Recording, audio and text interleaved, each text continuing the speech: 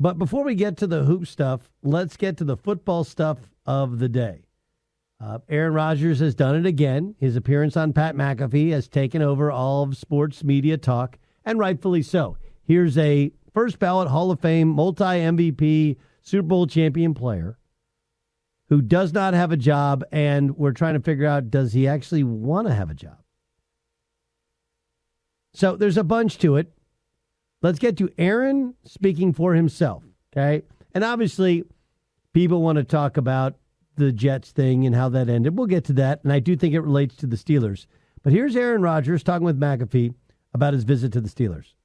Personally, I wanted to see what it was like there, see the facility, get to meet Omar in person, just get a glimpse, a snippet of what life would be like in Pittsburgh. So I thought it was important to go see it in person, and I also want to do it as quietly as possible. So he wanted to do it in person. He wanted to see for himself. He wanted to do it as quiet as possible, which it can't be quiet when it's Aaron Rodgers. Here's Rodgers talking about the Vikings. There's been a lot of narratives that have not been anywhere near accurate. Ben was on the show talking about me waiting around for the Vikings. That's not accurate either. I've known Kevin forever. I've known Kevin O'Connell since we used to work out in San Diego County and North County. I've known him for 17, 18 years, and we got a good friendship. So we talk outside of just, this off season. We keep in touch during the season. So we've had good communication. Okay, so he's had good communication, right? They worked out together. They know each other well. I thought this was interesting, right? The whole idea of how much money he would play for. I had a lot of great conversations with a lot of teams. I've been straight up with these teams from the start about where I was at, starting with the money thing. I told every single one of the teams I talked to, it ain't about the money. I'll play for 10 M's. I don't care. I never once said I need a multi-year deal, $30, $40 million. I said I'd play for 10. Sounds like a good deal, right? I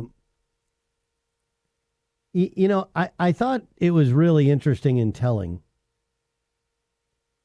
When I want you to listen to what Rodgers said about his last meeting with the Jets before he played for you. Also, listen to what he says when he is asked by the Jets' new head coach if he wants to play football. I figured that when I flew across country on my own dime, that there was going to be a conversation. And 20 seconds in, he goes, literally, I'm talking to the GM about something, and he leans to the edge of his sheet and goes, so do you want to play football? And I was like, yeah, I'm interested. And he said, we're going a different direction at quarterback. And I was kind of shocked. Now, not shocked because I didn't think that was a possibility. Listen, of course, they want to move on, that's totally fine. But shocked because I just flew across country. You could have told me this on the phone. So I said, huh? And he goes, we just want to know how you want it released, the messaging. And I said, why? And then he said, I don't want to be up in front of the room saying something and have guys looking back at you. Interesting. And I said, what does that even mean? Are you assuming that I would be in the back of the room during a team meeting undermining what you're saying? I said, you don't know me. And he said, you don't know me. And then I said, exactly, which is why I flew across the country to have a face-to-face meeting with you to talk about my experience with the Jets. What I thought was going to be a couple-hour meeting turned into like a 15-minute meeting, and I walked out of there. I think that's amazing, right? That's amazing. What Aaron is dealing with is a perception battle. And what he's trying to do is win the reality battle. And it's really hard because how he has been perceived overshadows any sort of reality for the life that he's lived. Again, my dealings with Aaron, he was great. But when I said, hey, it'd be the most Aaron Rodgers thing ever for him to sign with the Steelers when the NCAA tournament starts, everybody nodded their head because that's everybody's perception of Aaron, whether it's real or simply we're just taking from the previous things he's done in his career, where he says he doesn't want attention, yet everything he does gets attention. I do think his response to, do you want to play football, and I'm open to it is not the answer anyone's looking for. And again, Aaron's perspective is, hey, I'm just being honest. Like, do I want to play football? Well, yeah, but like, what's the setup here? You know, what's my role? What's the offense like? I got to know kind of some particulars here. It's not just a blanket, do you want to play football? Yes, I want to play football.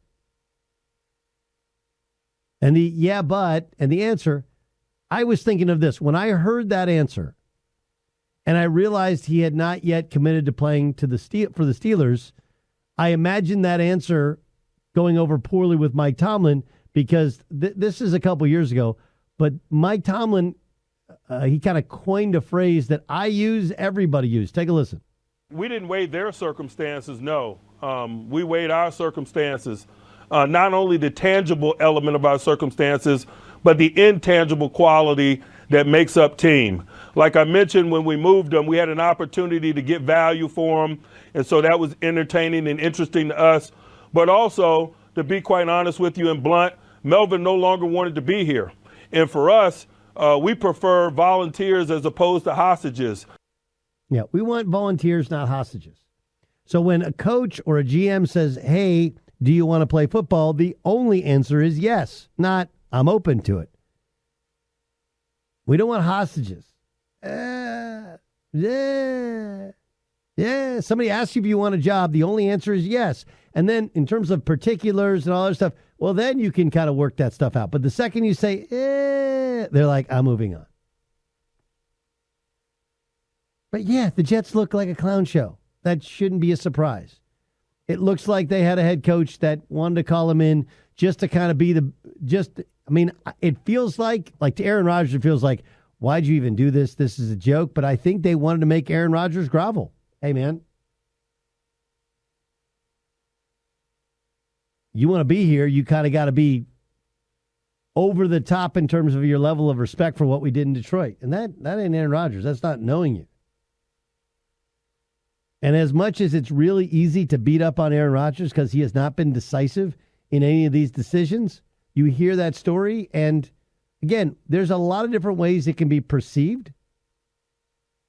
But if all of that is true, if that is how it went down, paid his own flight, flew back there, wanted to talk, they're like, yeah, we just wanted to release you. I get that you want to do it face-to-face. I actually understand that. Right? Firing somebody over the phone is not the way anybody wants to do it. The other thing you could have done if you're the Jets was get on a plane and fly out there and see him yourself. That's the right way to do it. But that's why the Jets are the Jets. Period.